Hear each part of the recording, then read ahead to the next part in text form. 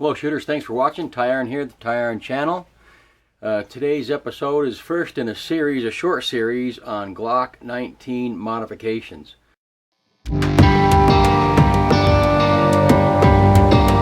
Let's talk about what we're going to do. This episode is going to be talking about what we're going to do to the Glock, and then each episode will be one portion of that Glock. Now let me clarify up front, these are little to no cost modifications. We're not going to spend a lot of money upgrading this Glock. I got this Glock on the used market and don't want to put a lot of money into it, and you don't have to put a lot of money into it. There's just some things you can do, some simple things you can do that can really enhance the usability of the venerable Glock 19. So let's look at what we want to do. Okay shooters, here's our Glock 19. First thing that I always do when I get a Glock is change the sights. This I bought off the used market and the sights were already changed out, and these are going to be just fine.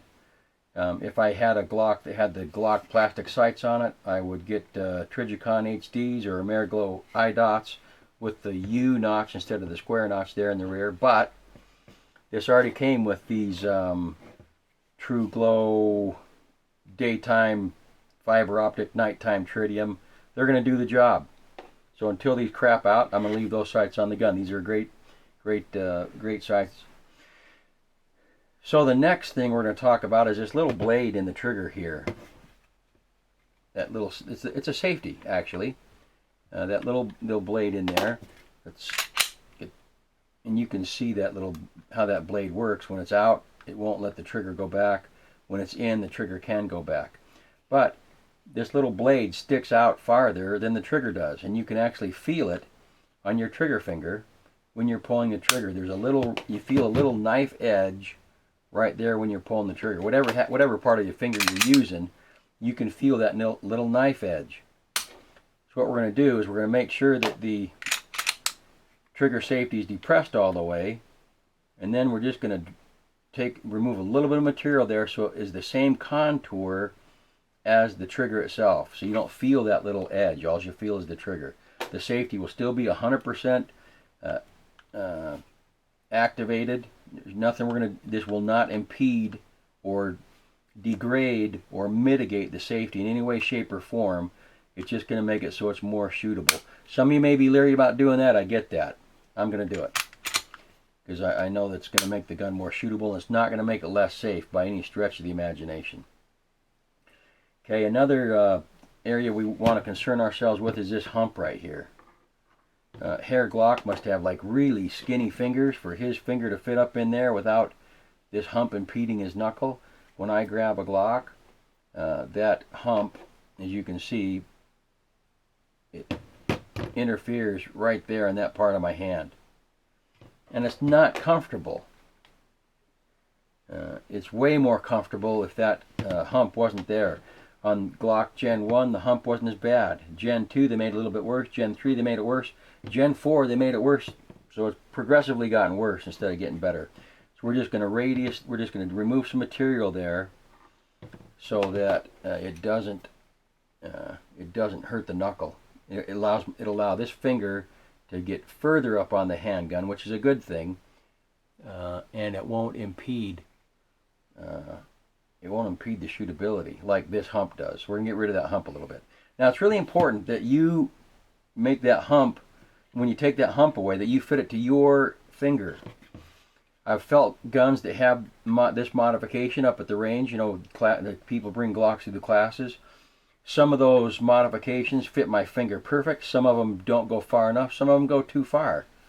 So if you don't do the modification yourself, you have somebody else do it, stand there with them and keep trying it so that they make that radius area fit your finger and not your gunsmith's finger.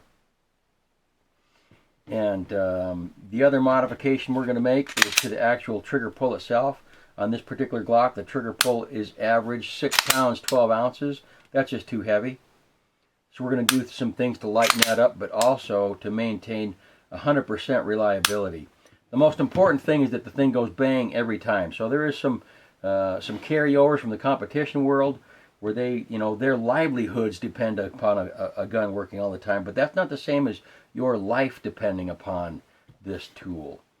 So we're going to use things that have been proven by those that have been there and done that, and not just things for guys that are shooting these things for competition.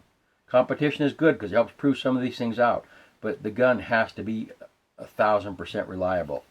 If it's not, then we could pay our life with that mistake.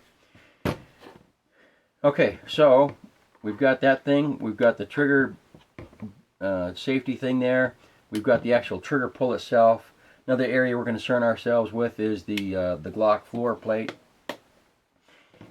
Now it just so happens that the finger grooves fit my hand. It's just luck of the draw. But for those of you that don't, if the finger grooves don't fit your hand, we'll talk about how to remove these things too. Remove the finger grooves. This is a Gen 4. It's got the Gen 4 mag release. I may put a little bit more of extended mag release on there and put the Glock or somebody else's extended slide stop release there, but I may not. There's nothing wrong with these as the way they are. I may switch them out just for my personal taste. We'll have to see how this project goes. But we want to keep the cost down to a minimum. Like when I'm talking about getting the trigger pull down from 612 down to something reasonable, I'm not talking about spending $150 on a new trigger system. It's going to be way, way, way, way, way, way, way cheaper than that. So tune in for next week's episode on the first mod we're going to do to the Glock. Ensure that your training and your practice is preparing you for the real world, your real world, and not for the fantasy land of the shooting range. Have a nice day.